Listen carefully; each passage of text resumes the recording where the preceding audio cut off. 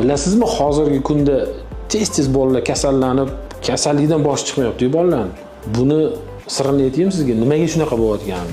Asosiy bo'ladigan narsa bola ona qornidaligida shu holatga kelib qoladi-da. O'shaning uchun men kelgan bemorlarga nechtasiga aytaman deb, burning qiyshiq, tomog'ingda surunkali tonzilliting bor, qiz bola ekansan, to'yingdan oldin hal qilib qo'yaylik shuni deymiz-da. Burning tekislatib ol, homiladorliging chiroyli o'tadi. Tomog'ingda surunkali kasalliging bor, yo olinadigan bo'lsa oldirib tasha, davolanadigan bo'lsa bitsilina terapiya qildi. Ya'ni homiladorlikka tayyorgarlik ko'rib, homilador bo'lgin deb hammasiga tavsiya beraman-da. Hamma unaqa emas, o'sha homilador bo'lgan, kasallik yana rivojlanib bo'lgan, kasal paytda keladi-da. U kasal bo'lgandan keyin yaxshi konkretniy lecheniya qilib bo'lmaydi. Antibiotiklarni yaxshi qilib berib bo'lmaydi. O'shaning hisobiga o'sha homila atrofidagi suyuqlik ham har bitta yallig'langanda loyqalanib ifloslanib boraveradi.